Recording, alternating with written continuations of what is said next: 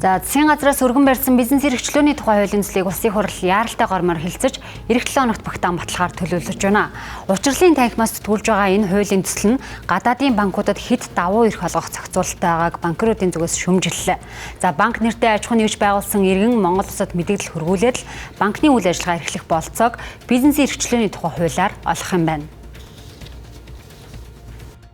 Засгийн газрын яаралтай гормоор батлуулахаар зүтгүүлж байгаа бизнесийн эрх чөлөөний тухай хуульд гадаадын банк байгуулах хялбар зохицуулалтыг тусгаад байгаамаа. Хэрэв хуулийн төслийг парламент батлуул гадаадын банк Монголд мэдээлэл хүргүүлээд шууд салбараа нээх эрх үүснэ. Гэтэл Монгол улсад банк санхүүгийн үйлчилгээ эрхлэх тусгай зөвшөөрөл амархан олддоггүй. Тэр бүхэл одоо ч банк байгуулах хүсэлтэд илэрхийлсэн ч зөвшөөрөл авч чадаагүй аж ахуйн нэгжүүд олон байгаа юм. Дотоодын банкуд дотооддоо банк байгуулах тэгвэл ямар шаардлагагүй болох юм бэ лээ.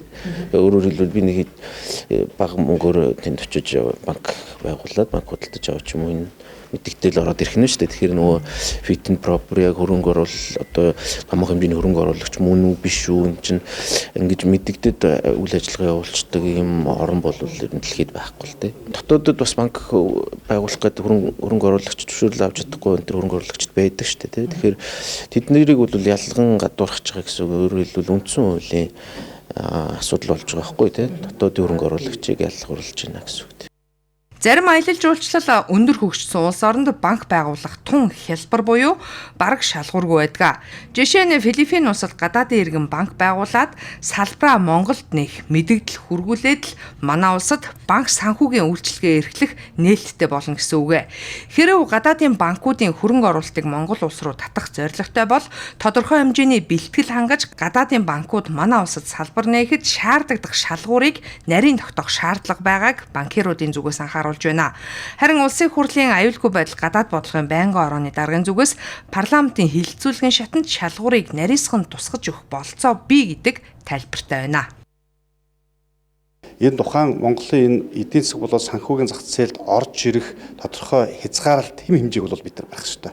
Магадгүй нийт одоо юу гэдэг манай эдийн засаг чинь дийлэх хувийг тухайн одоо юу гэдэг банк санхүүгийн зах зээлийн чинь 50-аас дээш хувь дээр нь ороод ирсэн байвал нөгөө банк тодорхой докторгүй байдлын үйл ажиллагаанаас болоод гараа авчвал манай төлбөрийн тэнцэл явах бай, макро эдийн засаг явах гэдэг асуудлууд байна, эрсдлийн асуудлууд байна. Тэгэхээр бид нар энэ дээр бол дотоодынхаа зах зээлийг нэгтдээ бас хамгаалах, хувийнхаа одоо аж ахуйн нэгж байгууллагууд банкны зах зээлийг хамгаалах зохицуултуудыг хийх ёстой, хяналтыг тавих ёстой.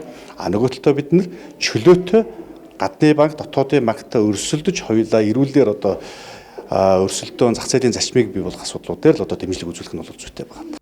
Парламентаар батлагдсан олон хууль тогтоомжууд амьдрал дээр хэрэгжээгүй жишээ цөөнгүй. Гэтэл засгийн газар түргэвчилсэн гормоор бизнесийн эрх чөлөөний тухай хууль батлахдаа гадаадын банкуудыг ямар нэгэн шалгуургүйгээр шууд Монголд салбараа нээх боломжийг нээж өгч байна. Гадаадын банк оруулж ирэх нь банкны зээлийн хөг буулгах, банкуудын өрсөлдөх чадварыг сайжруулах зэрэг давуу талтай ч дотоодын банкудаа томоохон санхүүгийн эрсдэлд оруулах нөлөө үзүүлж болно. Ирланд улсад гадаадын банкуудыг олноор нь оруулж ирж дотоодынхоо банк санхүүгийн зах зээлийг бүхэлдэн татан унгаж байсан гашуун түүх байдаг.